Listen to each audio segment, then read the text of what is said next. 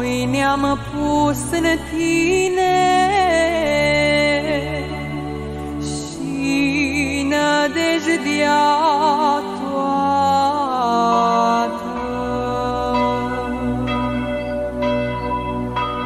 Nu lăsa, Măicuță,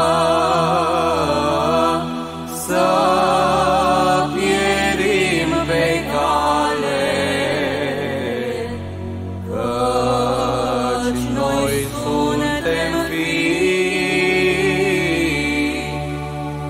lacrimilor Tale.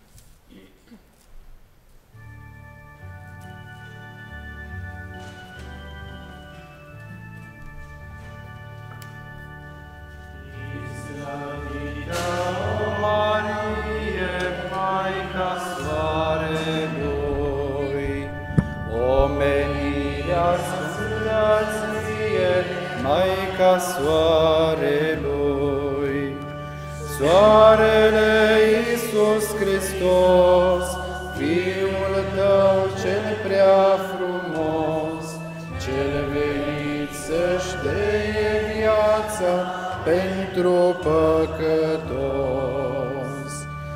Soarele Iisus Hristos, Fiul Tău cel prea frumos, cel venit să-și dea viața pentru păcătos. Tu ești cea de haruri plină, Maica Soarelui, fără milă, Maica Soarelui. Soarele Iisus Hristos, Fiul Tău cel prea frumos, cel venit să-și dea viața pentru păcătos. Soarele Iisus Hristos, Fiul Tău cel prea frumos, cel venit să-și dea viața pentru păcătos. Bine este cuvântat Dumnezeul nostru, totdeauna, acum și pururea și în vecii vecilor. Amin. Dumnezeu este Domnul și s-a arătat nouă. Bine este cuvântat cela ce vine într-un numele Domnului. Dumnezeu este Domnul și s-a arătat nouă. Bine este cuvântat cela ce vine într-un numele Domnului. Dumnezeu este Domnul și s-a arătat nouă.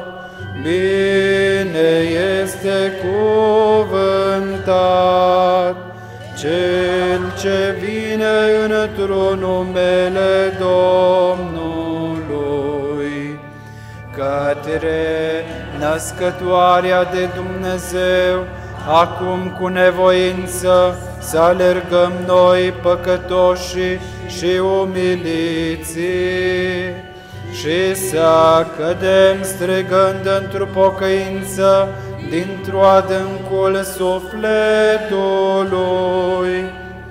Stăpână, ajută îndurându-te spre noi, grăbește că-mi pierim de mulțimea păcatelor, nu întoarce pe servii tăi deșerți, că numai pe tine nădejde te-am câștigat.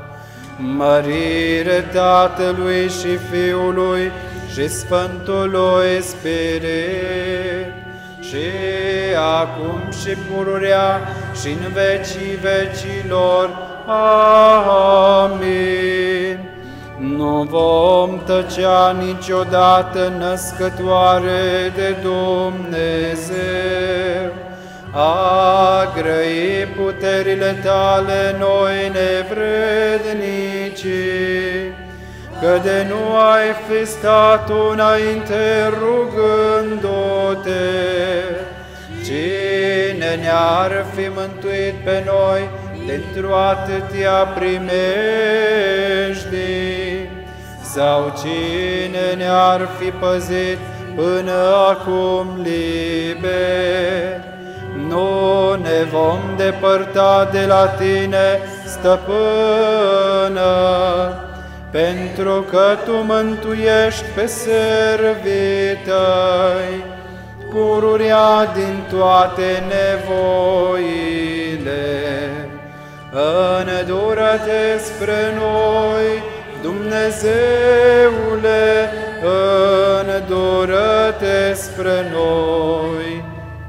Apa trecând-o ca pe uscat, și din răutatea Egiptului, scăpând israelitianul a strigat, Răscumpărătorului și Dumnezeului nostru să-i cântăm.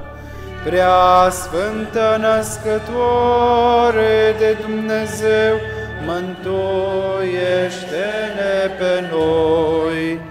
Pe tine, ceea ce ai născut pe Mântuitorul și Dumnezeu, te rog, Fecioară, mântuiește-mă din nevoi, că la tine scăpând acum ridic și sufletul și cugetul. Mărire Tatălui și Fiului și Sfântului Spirit, și acum și pururea și în vecii vecilor. Amin. Fiind bolnav cu trupul și cu sufletul, învrednicește-mă de cercetarea cea dumnezeiască și de purtarea ta de grijă, singura Maică a lui Dumnezeu, ca ceea ce ești bună și născătoarea celui bun. Îndură-te spre noi, Dumnezeule, îndură-te spre noi. Doamne, Făcătorule al celor deasupra crugului ceresc și întemeietorule al bisericii, Tu mă întărește într-o iubirea Ta, că Tu ești marginea doririlor și întărirea credincioșilor. Unule iubitorule de oameni, Prea Sfântă Născătoare de Dumnezeu, mântuiește-ne pe noi. Ceea ce ai născut pe Făcătorul de bine, care este cauza bunătăților, avuția afacerilor de bine izvorăște-o tuturor. că toate le poți, ceea ce ai născut pe Hristos, cel puternic întru tărie, de Dumnezeu prea fericită,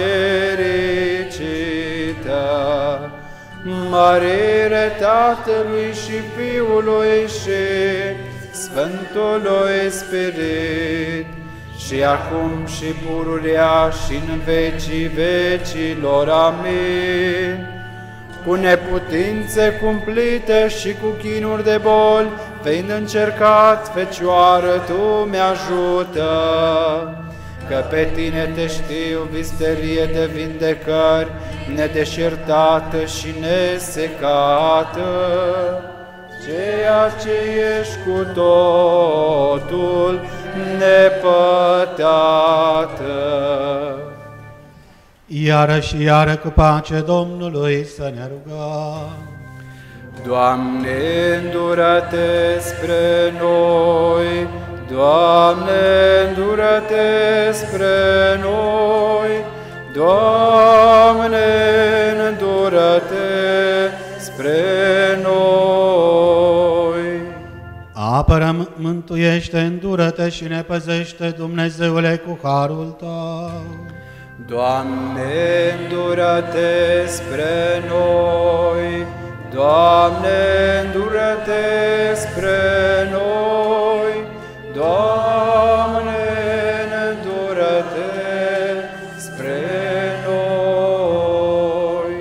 Pe preasfânta, curată, prea binecuvântată, mărita Doamna noastră de Dumnezeu născătoare și pururea Fecioară Maria, cu toți sfinții pomenindu-o, pe noi înșine și unul pe altul și toată viața noastră, lui Hristos Dumnezeu să o dăm. Ție, Doamne! Ca milostiv și iubitor de oameni, Dumnezeu e și Ție mărire înălțăm, Tatălui și Fiului și Sfântului Spirit, acum și pururea și în vecii vecilor. Amin. Îndură-Te spre noi, Dumnezeule, îndură-Te spre noi. Auzit am, Doamne, taina rânduielii Tale, cunoscut am lucrurile Tale și am preamărit Dumnezeirea Ta. Prea Sfântă Născătoare de Dumnezeu, mântuiește-ne pe noi, îndulcindu-ne prea curată cu darurile Tale. Ție cântare de mulțumități cântăm, noi cei ce Te cunoaștem pe Tine, Maica lui Dumnezeu. Mărire Tatălui și Fiului și Sfântului Spirit, și acum și pururea și în vecii vecilor. Amin. Sperare și întărire și zid al mântuirii nemișcat, câștigându-Te pe Tine, ceea ce ești întru tot lăudată, de tot necazul ne mântuim. Îndură-Te spre noi, Dumnezeule, îndură-Te spre noi. Luminează-ne cu poruncile Tale, Doamne, și cu brațul Tău cel înalt, pacea Ta o dă nouă. Iubitorule de oameni, Prea Sfântă Născătoare de Dumnezeu, mântuiește-ne pe noi. Luminii Tale risipește negura greșelilor mele, Dumnezeiască mireasă, ceea ce ai născut, lumina cea dumnezeiască și veșnică. Mărire Tatălui și Fiului și Sfântului Spirit, și acum și pururea și în vecii vecilor. Amin. Vindecă neputințele patimilor mele curată, învrednicindu-mă cercetării tale, și cu rugăciunile tale dăruiește sănătate. Îndură-te spre noi, Dumnezeule, îndură-te spre noi. Rugăciune voi vărsa către Domnul și Lui voi spune în necazurile mele, că de rele s-a umplut sufletul meu și viața mea s-a apropiat de iad. Și mă rog ca Iona din stricăciune, scoate-mă, Dumnezeule. Prea Sfântă Născătoare de Dumnezeu, mântuiește-ne pe noi, ca un zid de scăpare și mântuire deplină a sufletelor și de sfătare într-un necazuri, te-am câștigat pe tine, Fecioară, și de lumina ta pururea ne bucurăm, o stăpână, și acum mântuiește-ne de patim și de nevoi. Mărire Tatălui și Fiului și Sfântului Spirit, și acum și pururea și în vecii vecilor. Amin. În pat zac acum bolnav și nu este vindecare trupului meu, ci mă rog ție, celei bune, care ai născut pe Dumnezeu și Mântuitorul lumii și vindecătorul bolnavilor, ridică-mă din stricăciunea bolilor. Iară și iară cu pace Domnului să ne rugăm. Doamne, îndură-te spre noi, Doamne, îndură-te spre noi, Doamne, îndură-te spre noi. Apără, mântuiește, miluiește și ne păzește, Dumnezeule, cu harul Tău. Doamne, îndură-te spre noi, Doamne, îndură-te spre noi, Doamne, îndură-te spre noi. Pe preasfânta, curata, prea binecuvântata, mărita Doamnă noastră, Dumnezeu născătoare și pururea Fecioară Maria, cu toți Sfinții pomenind-o, pe noi înșine și unul pe altul și toată viața noastră, lui Hristos Dumnezeu să o dă. Ție, Doamne, Căci Tu ești Împăratul Păcii și Mântuitorul sufletelor noastre, și Ție mărire înălțăm, Tatălui și Fiului și Sfântului Spirit, acum și pururea și în vecii vecilor. Amin. Ceea ce ești folositoare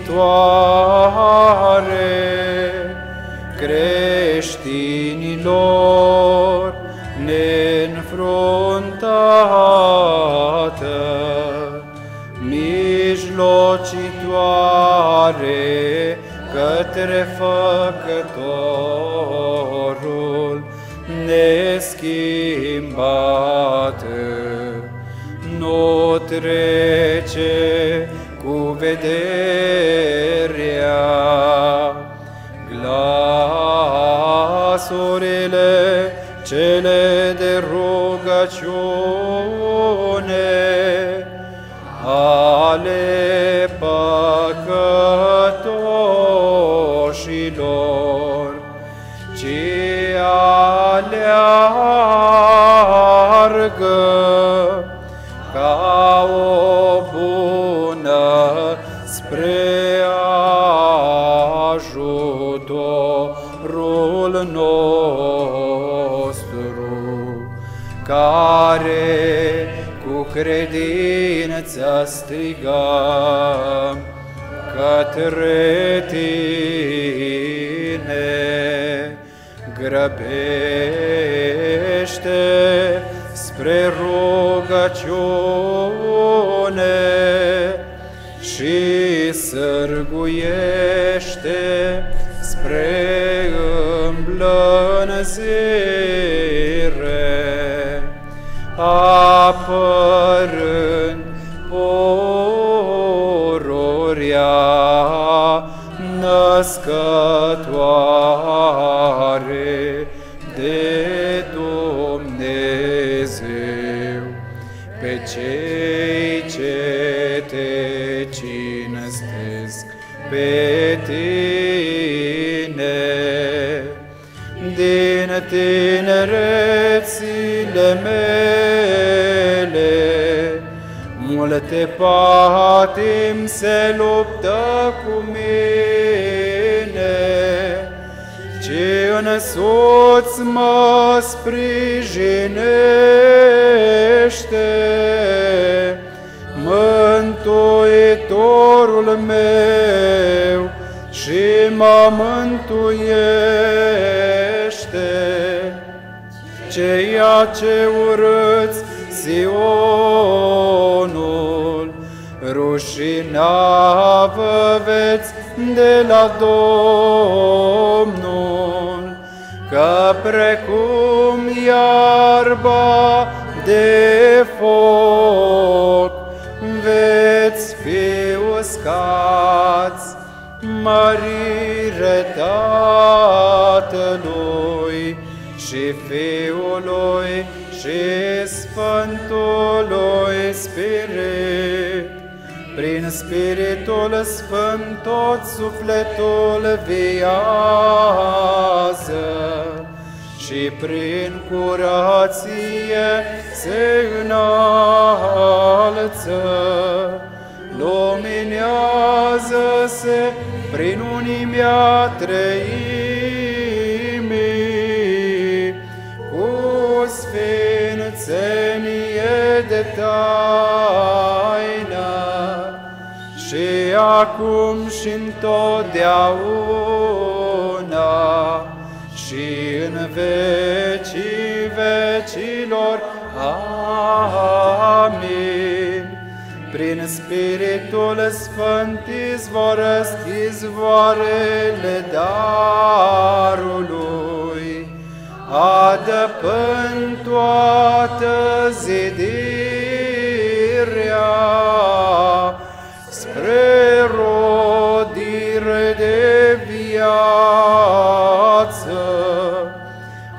Aminti voi numele Tău întru tot neamul și neamul. Ascultă, Fecioară, și vezi și pleacă urechea ta. Uită de poporul Tău și de casa părinților Tăi. Aminti voi numele Tău într-o tot neamul și neamul. Toată suflarea să laude pe Domnul, toată suflarea și toată făptura să laude numele Domnului. lăudați pe Dumnezeu într-o sfinților. Și pentru ca să ne învrednicim asculta Sfânta Evanghelie, pe Domnul Dumnezeu să-L rugăm. Dură-te spre noi, Doamne, dură-te spre noi, Doamne, dură-te spre noi. Înțelepciune drept să ascultăm Sfânta Evanghelie, pace tuturor.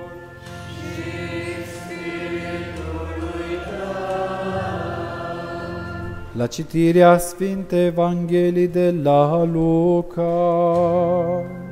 Mărire ție, Doamne, mărire ție. Să luăm aminte. În zilele acelea, sculându-se Maria, mersa la munte de grabă în cetatea Iudeii și a intrat în casa Zahariei și s-a închinat Elisabetei. Și când a auzit Elisabeta închinăciunea Mariei, săltata pruncul în pântecele ei și s-a umplut de Spiritul Sfânt Elisabeta și a strigat cu glas mare și a zis: Binecuvântată ești tu între femei și binecuvântat este rodul pântecelui tău. Și de unde mi-e aceasta, ca să vină mama Domnului meu la mine? Că iată cum fug glasul închinării tale într-urechile mele, săltata pruncul cu bucurie în pântecele meu. Și fericită e care a crezut că va fi săvârșirea celor zise ei de la Domnul. Și a zis Maria: Mărește sufletul meu pe Domnul și s-a bucurat spiritul meu de Dumnezeu Mântuitorul meu, că a căutat spre umilința servei sale, că iată de acum mă vor ferici toate neamurile, că mi-a făcut mie mărite cel puternic și sfânt e numele Lui. Și a rămas Maria împreună cu dânsa ca la 3 luni și s-a reîntors la casa sa. Mărire ție, Doamne, mărire ție. Nimenea din cei ce aleargă la tine nu iese de la tine rușinat, curată, născătoare de Dumnezeu, ci cerând grație primește darul într-o folosul cererii. Cu mila și cu îndurările și cu iubirea de oameni a unuia născut Fiului Tău, cu care împreună bine ești cuvântat cu preasfântul, bunul și de viață făcătorul Tău Spirit, acum și pururea și în vecii vecilor. Amin. Îndură-te spre noi, Dumnezeule, îndură-te spre noi. Tinerii cei ce au venit oarecând din Iudeea în Babilon, cu credința trăimii văpaia cuptorului au călcat cântând: Dumnezeul părinților noștri bine ești cuvântat, prea sfântă născătoare de Dumnezeu, mântuiește-ne pe noi. visterie de mântuire și izvor de nestricăciune, și turn de tărie și ușă de pocăință pe ceea ce te-a născut pe tine. Ai arătat-o celor ce strigă, Dumnezeul părinților noștri bine, ești cuvântat. Mărire Tatălui și Fiului și Sfântului Spirit, și acum și pururea și în vecii vecilor. Amin. De boala trupurilor și de neputința sufletelor, născătoare de Dumnezeu, pe cei ce vin către acoperământul Tău cel dumnezeiesc, învrednicește-i să se vindece ceea ce ai născut nouă pe Hristos, Mântuitorul. Mărire Ție, Hristoase, Dumnezeul nostru, mărire Ție! Pe Împăratul Ceresc, pe care laudă oștile îngerești, lăudați-L și-L prea înălțați în toți vecii. Prea Sfântă Născătoare de Dumnezeu, mântuiește-ne pe noi. Neputințele sufletului meu și durerile trupului le vindeci, Fecioară, ca să te măresc pe Tine, cea plină de dar. Mărire Tatălui și Fiului și Sfântului Spirit, și acum și pururea și în vecii vecilor. Amin. Asupririle ispitelor și năvalirile patimilor Tu le alungi, Fecioară, ca să te mărim în toți vecii. Pe Născătoarea de Dumnezeu și Maica Luminii, în cântări să o mărim. Prea Sfântă Născătoare de Dumnezeu, mântuiește-ne pe noi.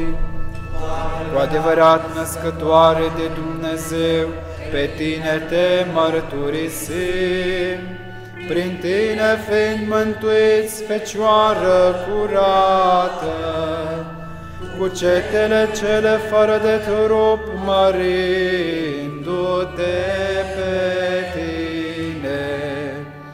Cuvine-se cu adevărat să te fericim pe Tine, Născătoare de Dumnezeu, pe cea pururea fericită și prea nevinovată și Maica Dumnezeului nostru, ceea ce ești mai cinstită decât heruvimii și ești mai mărită, fără de asemănare, decât serafimii, care fără stricăciune pe Dumnezeu cuvântul ai născut, pe Tine cea într-o adevăr Născătoare de Dumnezeu te mărim. O, Doamna mea prea binecuvântată, folositoarea neamului omenesc, scăparea și mântuirea celor ce aleargă la Tine, știu că foarte am păcătuit și Te-am supărat pe Tine, prea îndurată Doamnă, și pe Cel născut cu trup din Tine, pe Dumnezeul cel bun, dar am multe chipuri ale acelora care mai înainte de mine au mâniat îndurarea Lui cea bună, pe vameși, pe păcătoase și pe ceilalți păcătoși, cărora s-a dat iertare de păcate pentru părere de rău și mărturisire. Deci acestea miluite chipuri, punându-le înaintea ochilor sufletului meu cel greșit și privind spre atâta îndurare a lui Dumnezeu, cea primită de dânsii, am îndrăznit și eu păcătosul să vin cu pocăință la îndurarea Ta cea bună, o prea îndurată Doamnă.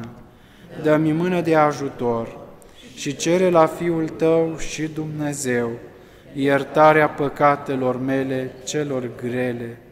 Cred și mărturisesc că acela pe care L-ai născut, Fiul Tău, este adevărat Hristos, Fiul lui Dumnezeu cel viu, judecătorul viilor și al morților, care va să răsplătească fiecăruia după faptele lui. Cred iarăși și mărturisesc că Tu ești cu adevărat născătoare de Dumnezeu, izvorul îndurărilor, mângâierea celor ce plâng, căutarea celor pierduți, puternică și mijlocitoare, neîncetată către Dumnezeu, care iubești cu putere neamul creștinesc și stai bună pentru îndreptarea mea, că nu este cu adevărat alt ajutor și acopărământ oamenilor, afară de Tine, o Doamnă prea îndurată, și nimeni nădăjduind întru Tine nu s-a rușinat, și prin Tine, îmblânzind pe Dumnezeu, nimeni nu este părăsit. Pentru aceasta rog bunătatea Ta cea nemăsurată, deschide-mi ușile îndurării Tale, celui ce am rătăcit și am căzut în noroiul adâncului. Nu te scârbi de mine întinatul, nu trece cu vederea rugăciunea mea a păcătosului, nu mă lăsa pe mine ticălosul, pe care într-o pierzare vrăjmașul cel rău m-a răpit, ci îmblânzește pentru mine, pe înduratul Dumnezeu, Cel ce s-a născut din Tine, să ierte păcatele mele și să mă mântuiască din pieirea mea, ca și eu cu toți cei ce au dobândit iertare, să cânt și să preamăresc îndurarea cea nemăsurată a lui Dumnezeu, Celui născut din Tine, și neînfruntată folosința Ta cea spre mine, în viața aceasta și în veacul cel de veci. Amin. Lăudați să fie Iisus și Maria. În veci. Amin. Astăzi vom medita împreună la Maria, pe care o invocăm ca fiind ajutorul creștinilor. Iubiți credincioși, dragi confrați preoți, dragi persoane consacrate, iubiți cinstitori ai Mariei de pretutindeni, în litania lauretană închinată spre Sfinte Fecioare Maria, poporul credincios al Domnului o invocă pe Maria, mijlocitoarea oamenilor, cu diferite apelative. O chemăm în ajutorul nostru ca fiind Mama lui Dumnezeu, Maria, Maica Bunului Sfat, Maria, Maica Bisericii, iar astăzi cu toții vrem să o invocăm pe Maria, care este ajutorul creștinilor. Maria, prin extensie, este mama tuturor, iar printr-un har deosebit este ajutorul creștinilor, al celor care cu credință apelează zilnic la ajutorul ei deosebit. Numeroase sunt încercările vieții, iar barca credinței este adesea amenințată să se scufunde. În necazuri și ispite alergăm cu toți la Tine, căci Tu, Mamă, plină de iubire ești. Marie, întoarce-ți privirea spre noi fiii Tăi, Marie, și nu ne lăsa, Marie, în lupta grea. Maria este mama lui Isus, răscumpărătorul oamenilor. În această calitate de mamă, ea este Maica tuturor harurilor, Maica tuturor creștinilor, înserați în mod vital în trupul mistic al lui Hristos. Maria este mereu binevoitoare și dispusă să-i ajute pe creștini, ca ei să ajungă în mod deosebit la scopul pentru care au fost răscumpărați. Nu există scop mai nobil și mai semnificativ. Nu există așadar ajutor mai prețios și determinant ca ajutorul Sfintei Fecioare Maria, Maica lui Dumnezeu, pentru a dobândi scopul pentru care am fost creați. Maria a trăit, a suferit și s-a bucurat în vederea acestui scop, la care oamenii pot să ajungă prin sacrificiul suprem al lui Hristos și prin lucrarea pe care Maria o face în calitate de corăscumpărătoare a lumii. Ce dorește mai mult o mamă de la fiii săi și pentru fiii săi? Bineînțeles, vom răspunde fericirea cea mai mare. Pentru ce este dispusă o mamă să se sacrifice? Bineînțeles, pentru fericirea fiilor săi. Pentru ei înfruntă orice suferință, convinsă că ceea ce face stă în puterea ei, pentru binele adevărat al copiilor săi. În fond, mama trăiește pentru copii.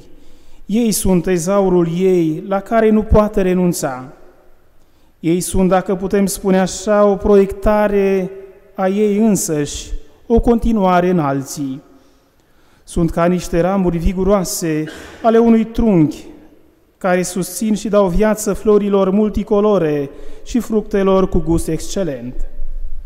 A dărui pentru o mamă este unul din modurile prin care se realizează maternitatea ei. A-i ajuta pe copii să fie ei înșiși, așa cum este prevăzut în planul lui Dumnezeu Tatăl, este unul din numeroasele moduri pline de iubire prin care ne îndreptăm către copiii care au nevoie de tot și care găsesc în ajutorul matern susținerea validă și sigură pentru a merge înainte pe calea binelui. Noi avem nevoie de Sfânta Fecioară Maria pentru a merge la Isus, pentru a-L cunoaște și pentru a-L iubi. Vorbind despre intimitate, nimeni nu-L cunoaște mai bine pe Isus decât Maria, care, prin intuiție divină, cunoaște pe Fiul Său cât privește persoana și misiunea sa. Maria ne deschide calea pentru a ne conduce la Fiul Său. Ea ne ia de mână și ne conduce către El. Și nouă, la fel ca servitorilor de la nunta din Cana, ne spune cu inimă de mamă: faceți tot ce vă va spune El. Iar în noi are loc miracolul înnoitor al vieții trăite în spirit.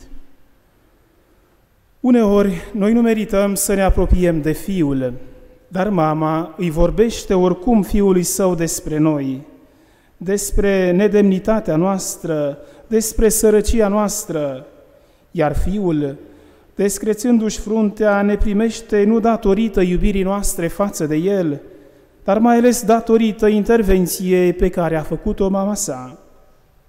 Maria este ajutorul nostru atunci când simțim nevoia de a-L iubi pe Isus. Ea este cea care ne învață cum trebuie să-L iubim, fără măsură și dăruindu-ne pe noi înșine în întregime. Maria nu s-a preocupat niciodată de faptul dacă îl iubea pe Fiul Său sau nu. Nu s-a așteptat niciodată, poate, să aibă manifestări de iubire din partea Fiului Său. A înțeles în mod simplu că tot ceea ce putea să facă pentru Fiul era să-L iubească cu toată mintea sa, cu tot sufletul său, cu toată voința sa de a iubi, cu tot ceea ce avea, dăruindu-se totdeauna, dar totdeauna până la epuizarea tuturor forțelor sale, fără să ceară niciun har în schimb, decât să-L iubească cu smerenie și fără margini. Această iubire de mamă față de Fiul Său a ridicat-o pe Maria într-o sferă și într-o aură de spiritualitate atât de sublimă și atât de completă, încât în mod natural ea este gata să ne ajute să-L iubim pe Fiul Său. Noi nu-L vom putea iubi niciodată așa cum l-a iubit ea și cum îl iubește ea. Putem însă să-i cerem ajutorul de care avem nevoie pentru a învăța să iubim fără calcule și fără limită pe Iisus, Domnul nostru, și prin El să o iubim și pe Maica sa. Zilnic suntem martori oculari la numeroase evenimente negative ce se întâmplă sub privirea noastră prea adesea neputincioasă. Pandemia SARS-CoV-19, ce a cuprins întreaga planetă, numeroasele cutremuri, calamități naturale, nu ne pot lăsa indiferenți.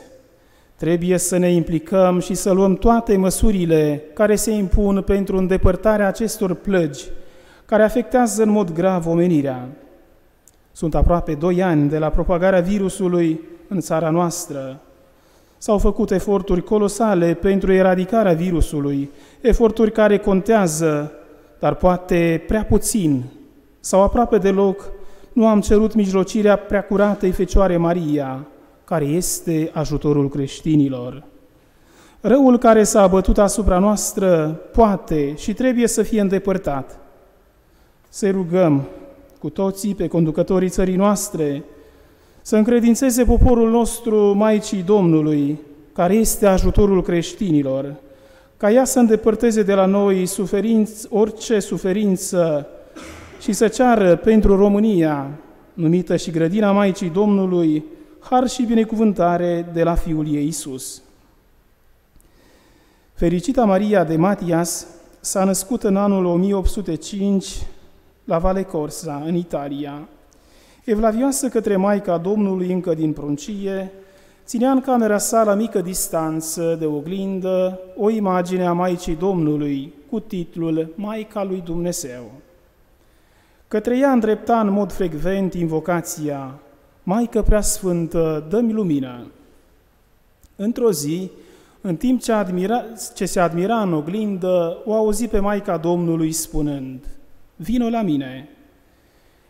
De Matias răspunse imediat, Maria, ajută-mă. Apoi a căzut în genunchi în fața imaginii, a rămas acolo mută, fără să-și dea seama de timpul care trecea, repetând parcă ieșită din fire, Maria, ajută-mă, fă-mă să ard de dragoste către Iisus răstignit și către tine. Spune-mi ce trebuie să fac pentru a-ți plăcea ție și Fiului tău. Maica Domnului arătă calvarul și crucea, invitând-o să urce. La sanctuarul din Civita a primit de la Maica Domnului revelația viitoarei sale misiuni. În urma acestei revelații a fondat Institutul Surorilor Preasfântului Sânge și Institutul Fiicele Sărace ale Sfintei Fecioare. În data de 5 aprilie 1850, scrie către una din fiicele sale, roagă-te Domnului să-mi despoaie inima de orice lucru pământesc, să planteze în ea crucea sfântă, la umbra căruia să mă odihnesc și eu și scumpul meu Iisus. Cine a gustat odată crucea, o dorește, o vrea, o speră. Nu se poate iubi Iisus fără să iubim crucea. Fii mulțumită și pregătește-te pentru cruce. În cruce este speranța mea. Iată secretul operelor sale sfinte, crucea lui Iisus. Să ne propunem, iubiți credincioși, să avem încredere în Maria, mama noastră, în toate situațiile în care ne pune viața, iar ca o rugăciune împreună să o invocăm pe Maria și să spunem, O Marie, ajutorul creștinilor, roagă-te pentru noi.